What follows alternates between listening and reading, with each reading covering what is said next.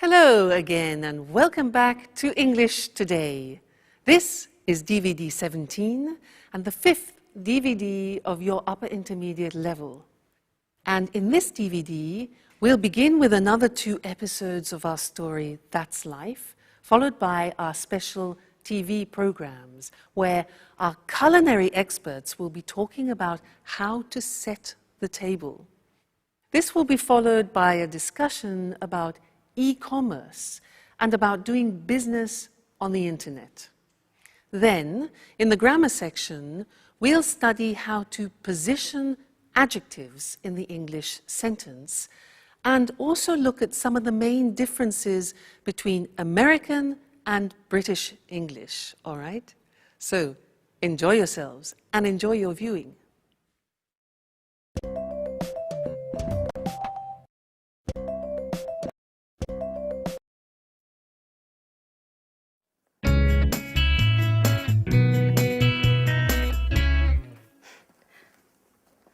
I knew it. It couldn't have been different. But watch out! Oh, God. Did you hurt yourself? Oh, no. You should watch where you're going. Oh, no. Oh, no. I'm just walking into things. You know, I'm a bit absent-minded. When I was a kid, I was always falling over. I was always covered in bruises. But, oh, excuse me now. The first full moon of the summer. Just wonderful. Hey, what's the full moon got to do with anything? But, no, nothing. Come on, please. Tell me what you're reading. It's just a beautiful love story full of passion. It's a love story between a young lady of the nobility and a farmer. The girl's father wants her to marry a lord and is against the relationship. So he arranges to have the young farmer kidnapped and locked away in a secret room to die of hunger and thirst. What a sad story. Isn't it rather depressing? Well, oh, wait a minute. I haven't finished. The kidnapping happened on the first full moon of the summer. Just a moment before, the 2 lovers had arranged to meet. Legend says that every year on that night, the young girls return to look for her lover. Do you see? What should I see? It's a legend. Don't tell me I should believe in such a stupid thing. Well, on the contrary, I think you should. This is the interesting part. This love story took place here, in this house. And tonight, there's the first full moon of the summer. Oh, this is so exciting. I know this holiday would bring some pleasant surprises. You must be mad. And by the way, where on earth did you find this book? Well, up in the Arctic. It must have been written by one of Paolo's ancestors. If I'd known that room contained some treasures like this book, I'd lock myself in there for the whole holiday. You shouldn't go nosing around everywhere, Michelle. Well, then you should leave me alone then. I'm going to get the others together now, and we'll devise a plan for tonight so we can look for the young girl's ghost.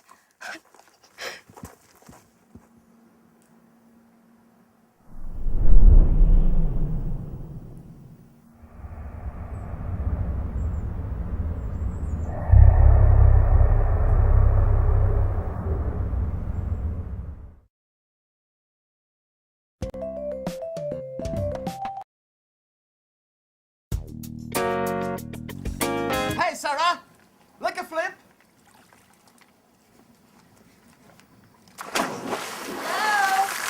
Hello. I'm glad you're here. We've been here since noon. We've made an incredible discovery. What's this about? Well, according to Michelle, this house is home to the spirit of a young girl. And this young girl is going to appear to us tonight as a ghost. Don't make fun, okay? It's true. I read it in a book I found at home. And I can feel it, too. There's a strange atmosphere, almost surreal. I think the only strange thing here is you. That's exactly what I said. Okay, enough of that. Listen to me. This is the plan for tonight. When the moon's high in the sky, we'll get some candles and go and look for the ghost. Paolo, didn't you know anything about the story? Well, my grandfather did tell me something about it. When I was a boy, I used to go looking for spirits with my cousins. And didn't you feel frightened? I know, it was a great fun. Sure, everyone knows ghosts don't exist. Oh, you're wrong there. You know, one night, we heard some strange noise. Someone was shouting. Oh, we were so scared. And we ran up to our rooms and my youngest cousin cried for 2 days. He was so terrified. What rubbish. I think you just invented the whole story. Okay, stop arguing. Paolo and I are going to look for the ghost tonight. Sandra, you coming with us? Well, I don't really believe in these things, but if you're both going, well, why not? It'll be a bit of change from the other evenings. And, by the way, I'm quite curious to find out whether this ghost really exists or not. Sarah, are you coming with us? Oh no, I don't believe in spirits, and I don't do such stupid things. I'll just stay in my room and read. Oh, come on, Sarah. Don't be the usual spoil sport. Come with us. You'll see it'll be fun. Don't insist. I said no.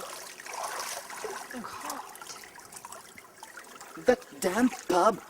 She wouldn't be like this if it hadn't burned down. I know, you're right. Let's try not to let our problems get us down. Sandra, can you call Mike and Anne? And we'll tell them what's the plan for tonight. Okay. Ghost hunting under a full moon, yeah.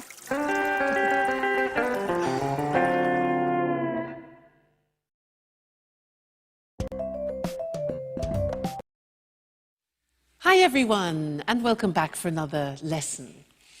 Now, as you've been watching our story, That's Life, you've probably noticed that there are different Englishes, different accents, like British English, American English, Australian English. Yeah, now you can often notice that from the accent. But we don't only notice the difference from the accent. There are also differences in vocabulary. And this is something that I want to look at with you now, especially between British English and American English. So we'll look at the screen and you can see the words written. Because British English and American English, when I meet, for example, an American person, I usually don't have any problems understanding. But occasionally, let me tell you this story. An American said to me once, he said, hey, do you have a moose? And I didn't know what to answer. He said, do you have a moose? Now, in the English language, a moose is either the dessert that you eat at the end of a meal, like chocolate mousse, or it's the animal with antlers that you see in Canada. So none of those things were appropriate for the situation that we were in.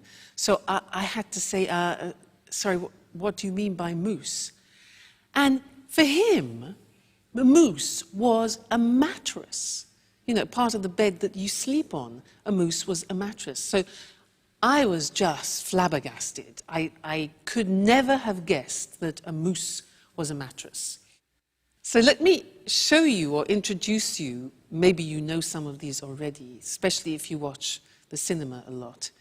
Some of the difference in terminologies and vocabulary between American and English, all right? Now, look at the screen.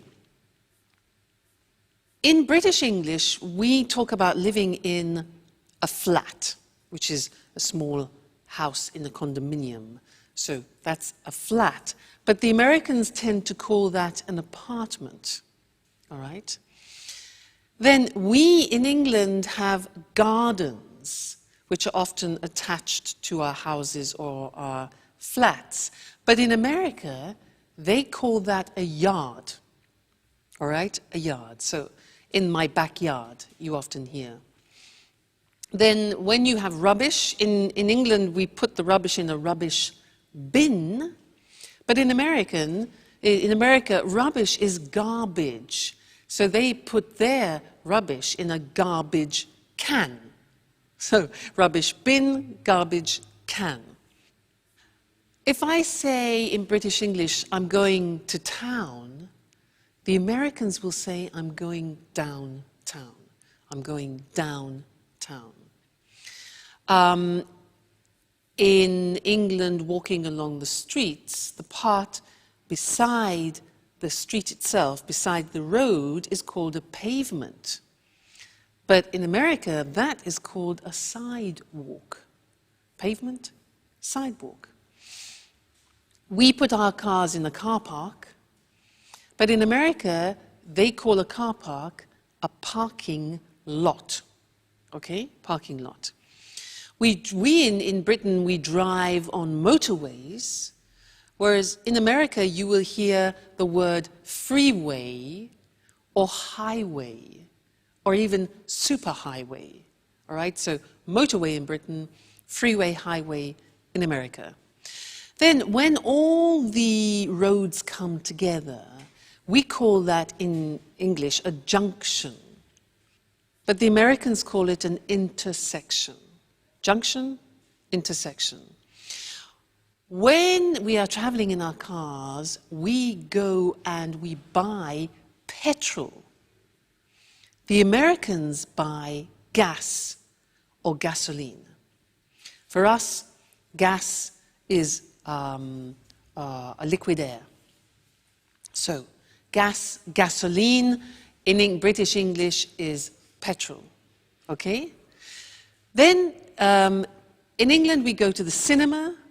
In America, they prefer often to use movies, go to the movies. Then, for example, if you go to a theatre and you want to go to the wardrobe, for example, and leave your coats, etc., very often in America, that is called the closet. So, wardrobe, closet. Then, if you're in a restaurant, to begin with, we in England have a starter. The Americans have an appetizer. And this is very interesting. When you take potatoes and you fry them, and for example, you have it with steak, in English, those are called chips. The Americans use French fries. Now, in English, when you have a bag, for example, at a party, if you're having an aperitif, we often have nuts and what we call crisps. Now, crisps are very thin pieces of potato, chopped up very finely, and then cooked, usually in hot oil, and put in plastic bags. Now, we call those crisps, but the Americans call them potato chips. So it's very confusing. For us, chips is what you have with steak, and the crisps are the things that you have in the bag, all right? And one more thing, in Britain we talk about summer, winter, spring and autumn, but often in American English you will hear autumn referred to as fall. So those are just a few examples of the difference between British English and American English. But keep noticing the differences especially when you're watching films, because it really is very interesting and it will help you in preparation for when you go to both countries. All right, so good to see you again, and I look forward to seeing you again in the next lesson. Bye.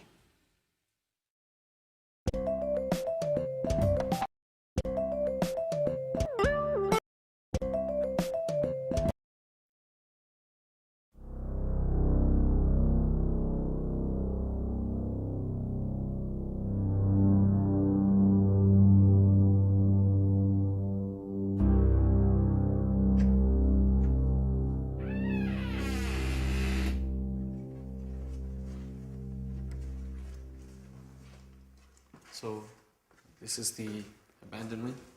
Yeah? Oh, I should never have got involved in this charade. I still can't believe you persuaded me to come along. Oh, come on, Anne. You'll have fun. One regret. Can anyone tell me exactly what it is we're looking for? Mike, do you ever listen when people talk to you? We're looking for the ghost of a young girl. Legend says that when the full moon's high in the sky, she returns here to look for a young lover. She walks up and down the secret spot where she used to meet him. And where is the secret spot? Well, we don't know. But Paolo told me that last year he'd heard strange sounds coming from this house. We can start from here. Where here? How can we possibly if we can't see anything in the dark? Don't worry. I know this place very well. Okay, silent. Otherwise, we're not gonna hear anything.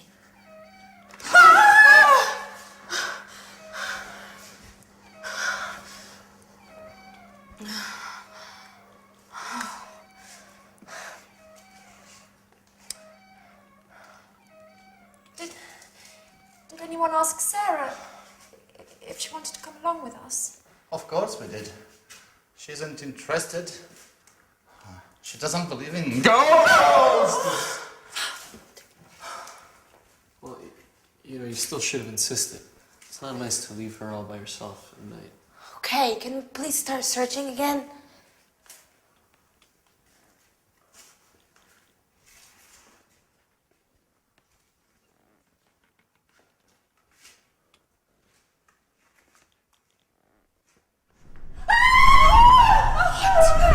What? Somebody here! Somebody I don't see anything. Are you sure? touched me on my shoulder! Yes, I'm sure. I'm sure they squeezed my shoulder.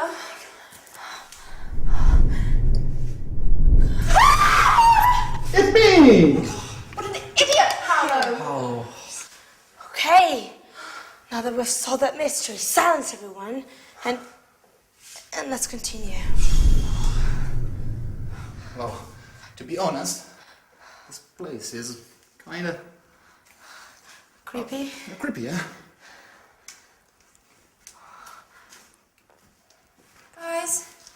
Guys, wait for us. Please.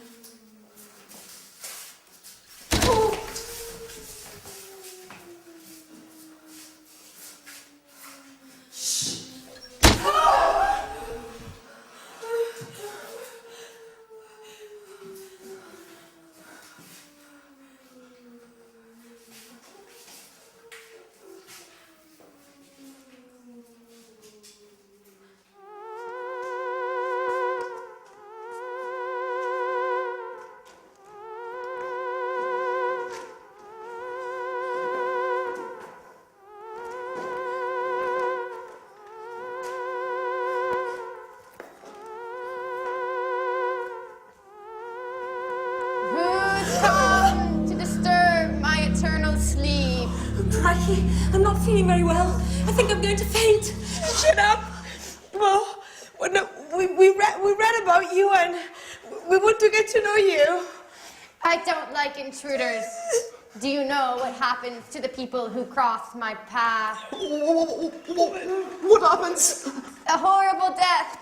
You must choose between being burnt alive or being eaten by wolves. Oh my God. Listen, Miss Lady Ghost. I think there must be some misunderstanding here. We're all going to leave now and let you look for your lover in peace and quiet. Right, everyone? Don't move an inch. It's too late. Your fate has been decided. I beg you, please don't kill us. I didn't even want to come. They forced me to come with them. Really. Be quiet! Now, all of you, close your eyes and put your hands up in the air. And now...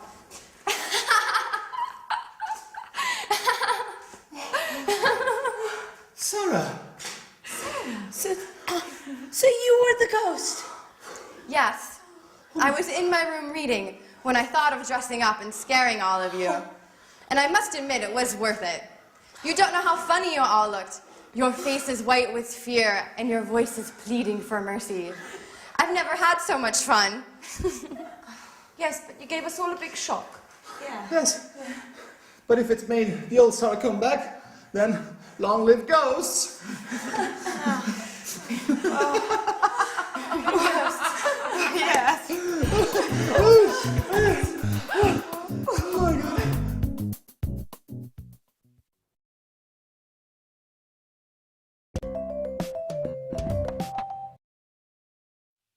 Do you believe in ghosts? I do. You know, once when I was teaching in England, I was in a mansion, a beautiful old house in the country. And they told me that every day in one of the rooms in a mansion, there was a breeze which passed through the room every afternoon at 4 o'clock. And they said it was a friendly ghost, a woman, who haunted the house. Every day she passed through the room at 4 o'clock on the dot. I believe in ghosts. They're all in Scotland and Britain, I think, in general. Now, I want to do something with you in this lesson related to English adjectives. If you look at this bag, if you want to describe this bag, you could say it's big, you could say it's brown, it's useful, it's casual. So these are a few adjectives which you could use to describe the bag. Now, the problem is if you want to use more than one or two adjectives before the noun, how do you order them? Do you say it's a big, casual, useful brown bag, or it's a brown, big, casual, useful bag? That's the problem. Well, in English, there is an order, a specific order, which we're now going to look at on the screen together, so that you can decide every time you're using adjectives what order to put them in. Let's take the bag. So look at the screen. The first adjective that we would say is the adjective of opinion. So adjectives of opinion are, for example, interesting, boring, fascinating, in this case, useful, okay, or even casual. Then we talk about the dimension or the size. So it could be big, small, thin, thick. In this case, the bag is big. After we talk about the age, is it new, is it modern, is it ancient, is it old? And I think we could say about this that it's a new, more or less, a new bag. So far we have a useful, big, new bag. Then we talk about the shape. This bag is square. It could be oval. It could be round. So we've got shape. Then we talk about the color. For example, pink, blue, light green, brown. After that, the origin. Is it French, English, American, Italian? Okay. And then the material it's made of. If it's wooden, plastic, woolen, cotton in this case. So, if we want to describe this bag using all those adjectives, it would become this. Its opinion. A casual, big, new, follow the screen, new, square, brown, Italian cotton bag. Okay? Now, we don't usually put 8 or 9 adjectives before the noun, but if you do want to use 3 or 4, then that's the order which you follow. And remember that in English, all adjectives go before the noun, not after, because in some languages you can put adjectives before the noun and adjectives after the noun. However, in English, the rule is adjectives always before the noun. Okay? Great. So that's the lesson about adjectives, and I'll see you very soon.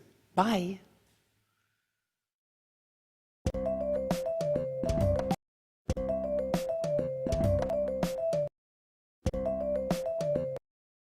Welcome to Cooking Today. Hi, Lisa. Good to see you. Good to see you again, Nancy. Lisa, tell us what you're going to talk about this time. I've chosen a letter in particular. I've received so many. Here we are. It comes from Lynn. Dear Lisa, you're the person I most admire in my life. Please help me. My husband has decided to invite his boss and wife for dinner. And I've no idea how to arrange a formal table setting. Husbands can be so insensitive. Well, dear Lynn, you don't need bone china, silverware or crystal to set an attractive table. Where does one begin? I'd start with the table covering. The ideal tablecloth for a formal dinner is a damask one, or a cloth with delicate embroidery. Can it be placed over a bare table? You'd better place a protective padded cloth underneath. What do you think about placemats? They're acceptable for every occasion except formal dinners. And table runners, aren't they pretty? They are, and very trendy nowadays since they come in a wide range of colours. Now, tell us about napkins. They're usually sold as a coordinated set with tablecloths. She's not supposed to use paper napkins, I suppose. Oh, it's considered a bit crass. You can use paper napkins for picnics. Is a napkin ring necessary? Why not? In the past, each family member would have one, either of wood or engraved silver. Today, they're available in many materials and styles. Now, what about dinnerware? I think that a set of one-coloured dishes would be very smart. Round plain plates, a side plate, and serving dishes are perfect. What about glassware? The best for formal dinners is a long-stemmed goblet of medium height. Lynn will need a wine glass, a water glass, and a flute for champagne. And cutlery. How do you arrange forks and knives? Forks are placed to the left of the plate. Spoons and knives to the right, with the blade facing the plate. At the top of the plate, you place dessert forks and spoons. Of course, carving forks and knives are necessary when serving roasts. I see. How do you feel about centerpieces? Well, a basket filled with fresh flowers would smarten the plainest of tables. You can also use candles. It's a real work of art. Yes, and a pretty setting makes food taste better. Thank you, Lisa, for this informative chat. It was a pleasure.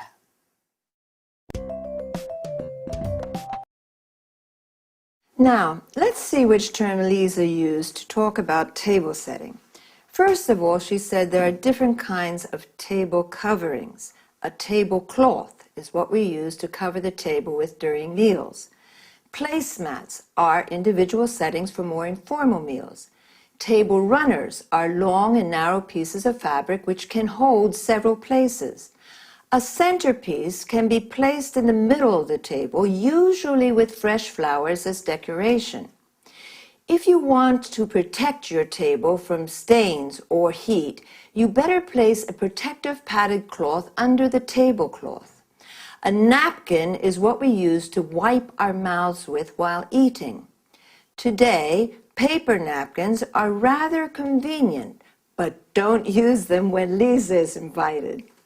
A napkin ring is a ring of different materials, fabric, wood, silver, which allows people to identify their personal napkin during family meals. Now, let's go to dinnerware or dinner service, also called crockery, or plates, side plates, or serving dishes used for meals. Glassware refers to glasses that can be wine glasses, water glasses, or flutes, used to drink champagne. A stemmed goblet is a tall glass with a stem used in formal dinners. Cutlery, commonly referred to as silverware, refers to forks and spoons and knives. Serving forks and spoons are used to serve food from the serving dish. That's all for this time. See you again next week.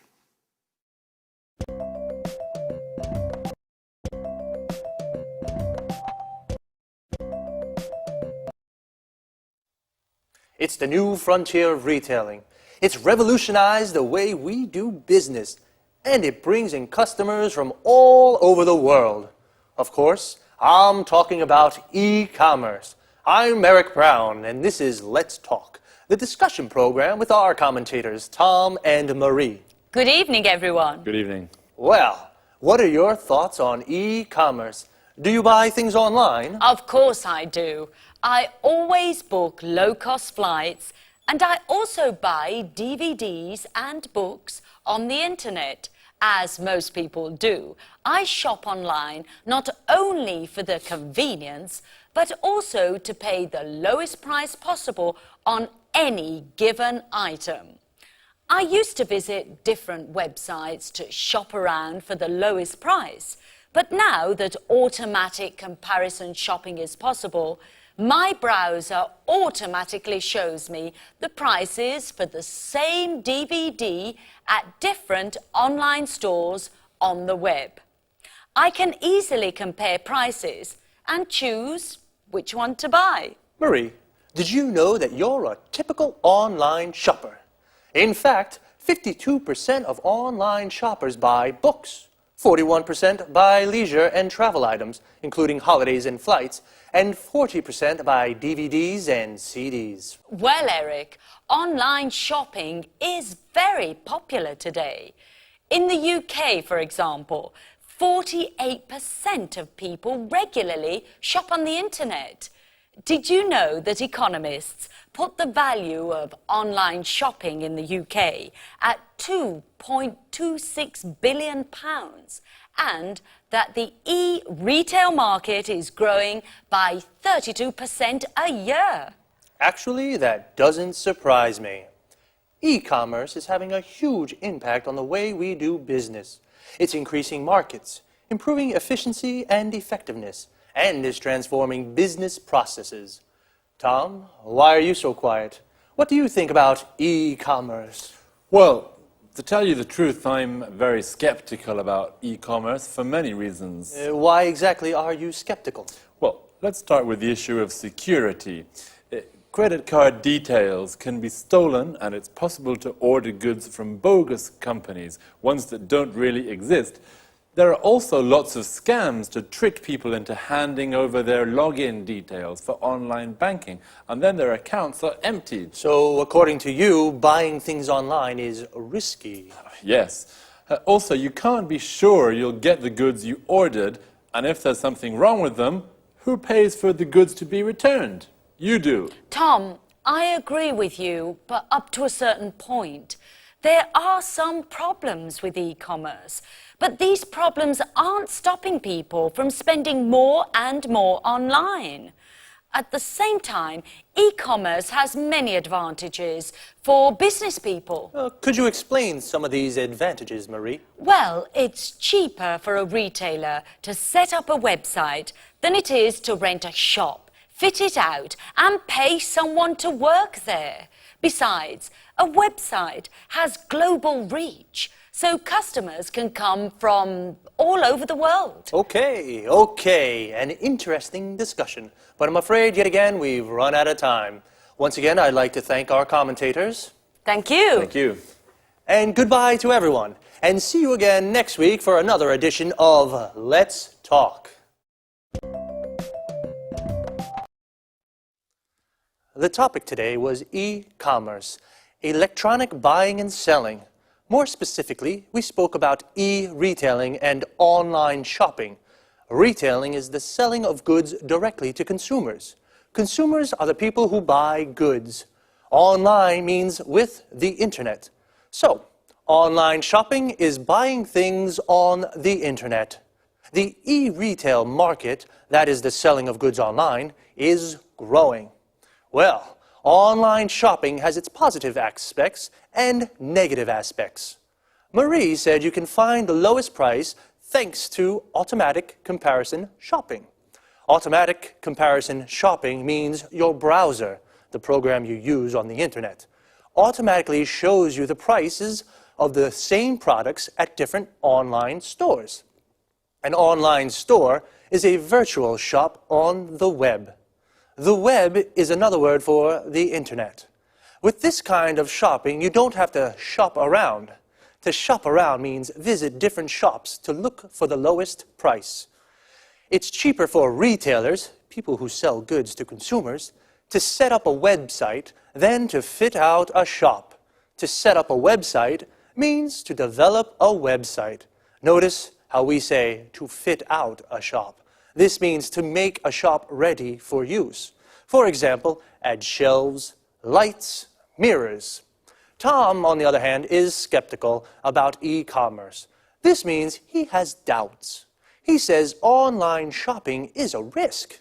There are lots of bogus companies. These are companies that don't really exist. And lots of scams. A scam is a trick to steal money from people. Again, we have run out of time. To run out of something means you have finished it. So, goodbye and see you again soon.